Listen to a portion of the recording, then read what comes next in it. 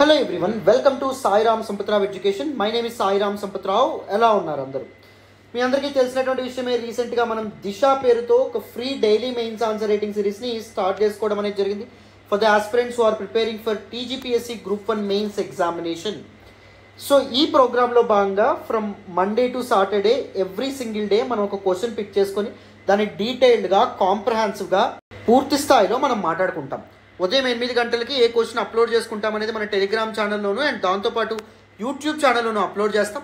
అదే రోజు సాయంత్రం 7 గంటలకి detailed answer discussion session and model answer అనేటటువంటిది మనం అప్లోడ్ చేసుకుంటున్నాం. Isn't it? సో చక్కగా దిశ ప్రోగ్రామ్ ఫాలో అవుతున్నారని అనుకుంటున్నాను.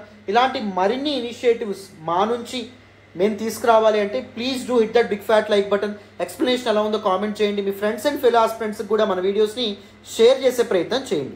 ఛానల్ని ఇంకా సబ్స్క్రైబ్ చేసుకోకపోతే సబ్స్క్రైబ్ చేసుకోండి.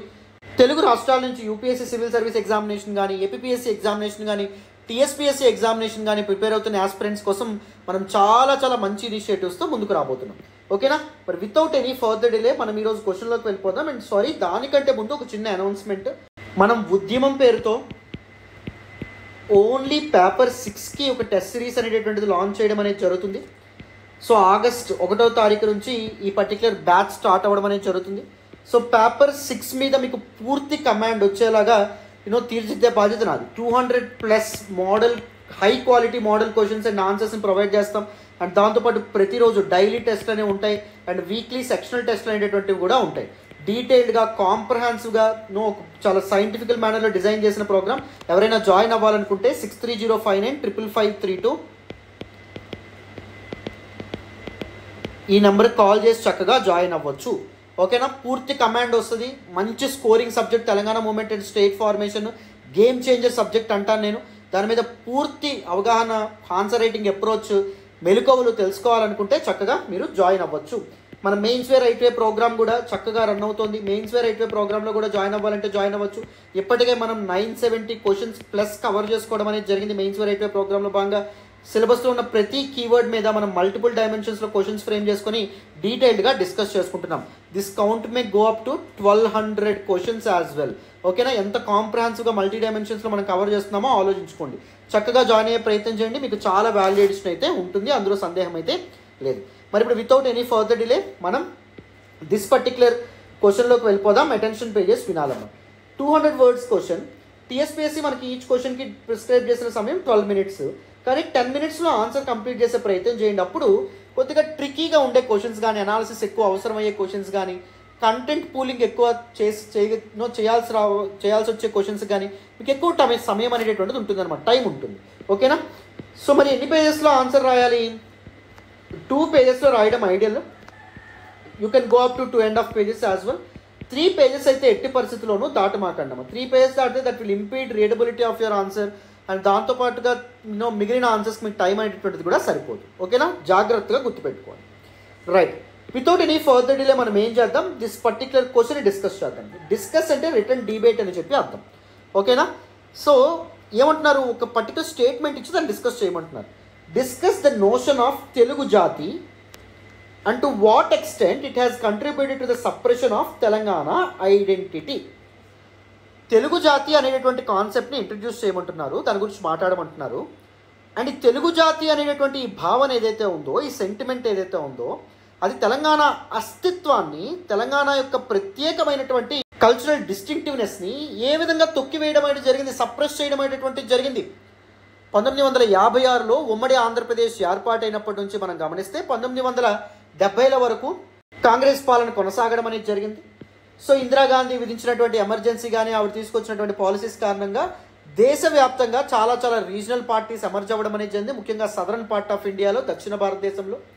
అలా మన ఉమ్మడి ఆంధ్రప్రదేశ్లో కూడా ఎమర్జ్ అయినటువంటి one of the most important regional party TDP, Telugu Desam party. Telugu జాతి ఆత్మగౌరవం అనేటటువంటి పేరుతో, అనేటటువంటి భావన అండ్ దాని యొక్క పునాదుల మీద ఈ పార్టీ ఏర్పాటు అవ్వడం అనేది జరిగింది.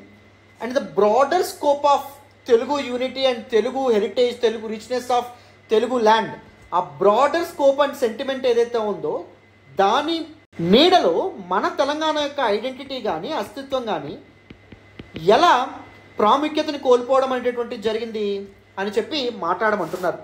ఓకేనా, one of the very important and very ideal క్వశ్చన్గా మనం చెప్పొచ్చు. ఇలాంటి క్వశ్చన్స్ అడిగే ఛాన్స్ అనేటువంటిది ఉంటుంది. సో జాగ్రత్తగా అటెన్షన్ పే చేసి ఉంటే క్లియర్గా ఎక్స్ప్లెయిన్ చేస్తాను. ద బేసిక్ అప్రోచ్ చూడండి, ఇంట్రడక్షన్ అండ్ దాంతోపాటు కన్క్లూజన్, ఈ రెండు క్రిస్ప్ అండ్ షార్ట్గా ఉండాలమ్మా, not more than 2 to 3 lines. Both the introduction and conclusion, they may break or make your answer. So stand out అయ్యే ఇంట్రడక్షన్ రాయడం, స్టాండ్ అవుట్ అయ్యే conclusion రాయడం very important. Your introductions will set the tone for your answer. It will give the first impression to your answer. And whereas conclusion చదివిన తర్వాత ఏ exam అయినా marks award చేస్తారు కాబట్టి రెండింటి మీద ఎక్కువ ఫోకస్ పెట్టాలి. Relevance is sacrosanct for both the introduction and conclusion parts మైండ్లో పెట్టేసుకోండి. సో ఇంట్రడక్షన్ ఏం చేస్తారు, mention how the TDP government use this idea, that is the notion of Telugu Jati to suppress the identity of Telangana by marginalizing its language and culture. మన భాష, మన సంస్కృతి ఎలా అణిచివేతకు గురైందో మాట్లాడే ప్రయత్నం చేయాలి. బాడీ పార్ట్లో ఎన్టీఆర్ పాలసీ ఆఫ్ తెలుగైజేషన్, తెలుగు జాతి, తెలుగు నేల, తెలుగు భాష అనే దానికి ఎక్కువ ఇంపార్టెన్స్ ఇచ్చి ద బ్రాడర్ స్కోప్ ఆఫ్ తెలుగైజేషన్ ఏదైతే ఉందో, తెలుగు జాతి అనే కాన్సెప్ట్ ఏదైతే ఉందో దానివల్ల తెలంగాణ ఐడెంటిటీ మార్జినలైజ్ అవ్వడం అనేటువంటిది జరిగింది. Isn't it? సో అది ఎలా చేశారు, తెలుగు కల్చర్ మీద ఎక్కువ ఎంఫసైజ్ చేయడం కానీ, లేకపోతే గ్లోబల్ తెలుగు మహాసభాస్ ఏవైతే ఉంటే వాటిని కండక్ట్ చేయడం కానీ, లేకపోతే ఒక యూనివర్సిటీ ఏదైతే ఉందో దాన్ని తీసుకురావడం కానీ, మీడియా సినిమాలు ఏవైతే ఉంటే వాటిలో దిస్ ఆంధ్ర తెలుగు యాక్సెంట్ ఏదైతే ఉందో దాన్ని స్టాండర్డైజ్ చేయడం కానీ, ఆంధ్ర ప్రాంతానికి చెందినటువంటి తెలుగు డిగ్నిటరీస్, కవులు కానీ, పోయిట్స్ వాళ్ళకే ఎక్కువ గౌరవం కానీ, ఇంపార్టెన్స్ అనేటటువంటి ఇవ్వడం కానీ, తెలంగాణ హెరిటేజ్ అండ్ తెలంగాణ సంస్కృతి యూనిక్ కల్చర్ ఏదైతే ఉందో దాన్ని సప్రెస్ చేసే ప్రయత్నంలో భాగంగా ఇవన్నీ చేయబడడం అనేది జరిగింది. Relation to the Telugu film industry to Hyderabad benefiting primarily Andhra cine celebrities. So Telugu film industry కూడా it's actually medium of culture, medium of language communication, isn't it? So అది ఓన్లీ ఆంధ్ర ప్రాంతం వాళ్ళకే సపోర్ట్ చేయడం అనేటువంటిది జరిగింది. సో ఆంధ్ర పొలిటీషియన్స్ ఎవరైతే ఉంటారో వాళ్ళు కూడా తెలంగాణ వాళ్ళ మీద సో గుత్తాధిపత్యం ప్రదర్శించడం అనేది జరిగింది ఆ సమయంలో. Mention how government projects and development schemes were named after Telugu culture, ignoring Telangana's cultural centres. Telangana cultural centres complete ignore చేసి తెలుగైజేషన్కి ఎలా పాల్పడ్డారు, ఎలాంటి గవర్నమెంట్స్ తీసుకొచ్చినటువంటి మెజర్స్ కారణంగా ఆల్మోస్ట్ తెలంగాణ ఐడెంటిటీ ఎలా ఎక్స్టెంట్ అవ్వడం అనేటువంటిది జరిగింది by the end of 1980s అనే విషయాలు మెన్షన్ చేస్తారు. Conclusion, you can quickly summarize the deliberate suppression of Telangana's identity and the guise of Telugu Jati and the eventual revival of Telangana's distinct culture and identity due to the efforts of local intellectuals and activists. Local intellectuals and activists ఎవరైతే ఉంటారో, తెలంగాణైట్స్ ఎవరైతే ఉంటారో, తెలంగాణ వాదులు ఎవరైతే ఉంటారో, like professor Jayashankar కానీ, కాళోజీ కానీ, C Narayana Reddy కానీ, వీళ్ళ యొక్క కృషి వల్ల మన తెలంగాణ అస్తిత్వం కానీ, మన తెలంగాణ యొక్క రిచ్ కల్చరల్ హెరిటేజ్కి మళ్ళీ తిరిగి ఇంపార్టెన్స్ ఎలా రావడం అనేది జరిగింది దాన్ని మెన్షన్ చేస్తారు. సో ఆంధ్ర పాలకుల యొక్క ఎఫర్ట్స్, తీసుకున్న మెజర్స్ అనేవి ఎలా ఫెయిల్ అవ్వడం అనేటువంటిది జరిగింది, పీపుల్లో కల్చరల్ అవేకనింగ్ అనేటటువంటిది ఎలా సాధ్యపడడం అనేటువంటిది జరిగింది, దాన్ని కన్క్లూజన్లో మెన్షన్ చేయడం ద్వారా ఐడియల్ ఆన్సర్ అనేటటువంటిది మీరు ఫ్రేమ్ చేయొచ్చు. ఓకేనా? మరి ఇప్పుడు వితౌట్ ఎనీ ఫర్దర్ డిలే మనం మోడల్ ఆన్సర్ని డిస్కస్ చేద్దాం, వినండి. సో మోడల్ ఆన్సర్ చూడండి. ద నోషన్ ఆఫ్ తెలుగు జాతి was prominently introduced by Telugu Desam party to be precise. So ఎందుకంటే తెలుగు జాతి ఆత్మగౌరవం అనే పేరుతోనే తెలుగుదేశం పార్టీని అప్పటి నందమూరి తారక రామారావు గారు స్టార్ట్ చేయడం అనేది జరిగింది కాబట్టి. Using this the TDP government attempted to suppress the identity of Telangana by marginalising its language and culture.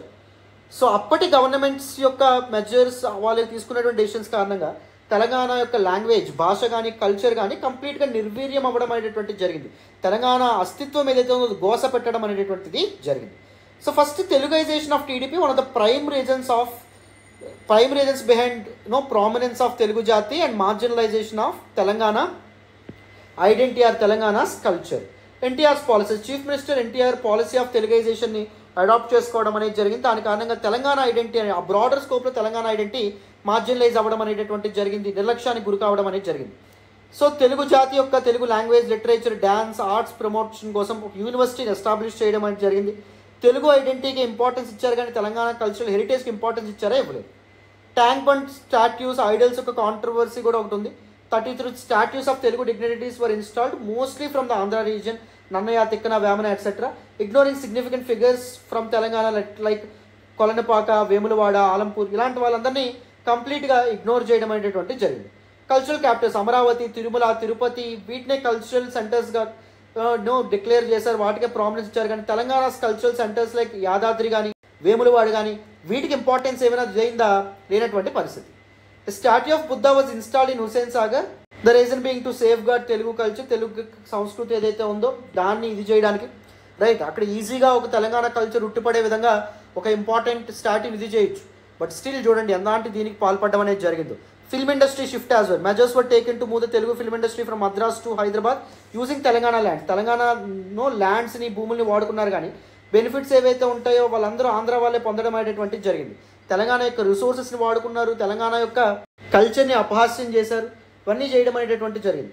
So political leaders in Telangana, Andhra politicians were imposed on Telangana under the guys of unity, contesting as MLAs and MPs, effectively turning Telangana into a colony of Andhra politicians. Andhra నాయకులు ఎవరైతే ఉంటారో వాళ్ళు dominant positions తీసుకోవడం అనేది జరిగింది. So rubber stamp portfolios ఏవైతే ఉంటాయో తెలంగాణ వాదులకు అప్పగించడం అనేది జరిగింది. సో అది కూడా తెలంగాణ ఐడెంటిటీని సప్రెస్ చేసే ప్రయత్నం చేశారన్నమాట. ఎందుకంటే మన తెలంగాణ వాదులు ఎవరైతే ఉన్నారో, తెలంగాణ నాయకులు ఇంపార్టెంట్ పొజిషన్లో ఉంటే తెలంగాణ కల్చర్, తెలంగాణ ఐడెంటిటీ ఏదైతే ఉందో దానికి ఇంపార్టెన్స్ వచ్చేది, రైట్. సో మన పీపుల్ని సినిమాల్లో గట్రా అన్సివిలైజ్డ్గా ఇలా డెపిక్ట్ చేయడం కానీ ఇవన్నీ చేయడం అనేది జరిగింది. సో తెలుగు జాతికి ఎక్కువ ఇంపార్టెన్స్ ఇచ్చారు. తెలంగాణ ఐడెంటిటీ ఏదైతే ఉందో దానికి కంప్లీట్గా నిర్లక్ష్యం చేయడం అనేటువంటి జరిగింది. ఈవెన్ చాలా డెవలప్మెంట్ స్కీమ్స్కి, ప్రాజెక్ట్స్కి తెలుగు నేమ్సే పెట్టారు, కానీ ఆంధ్ర పీపుల్కి నేమ్సే పెట్టారు, కానీ such as Telugu Ganga project అని పెట్టారు, కానీ తెలంగాణ పేరేమైనా వాడారా అంటే వాడినటువంటి పరిస్థితి. సో డెలిబరేట్గా సప్రెషన్కి, డిస్క్రిమినేషన్కి పాల్పడ్డారు.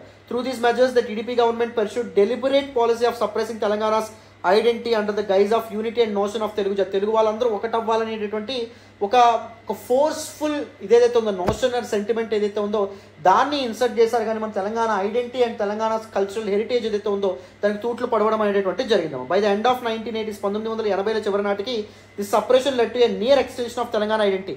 తెలంగాణ అస్తిత్వం చిట్ట చివరికి చేరుకోవడం అనేది జరిగింది, డిక్లైన్ అవ్వడం అనేది జరిగింది. But the anti government actions weekend the TDP by the end of the decade. So ఎప్పుడైతే టీడీపీ అధికారం కోల్పోవడం అనేటువంటి జరిగిందో, leading to A revival of Telangana's identity in the following decade. So తర్వాత కాలంలో మన కల్చరల్ రివైవలిస్ట్ తెలంగాణ వాదుల సహాయంతో Telangana identity and cultural awakening of Telangana reason అనేటువంటిది స్టార్ట్ అయిందనమాట.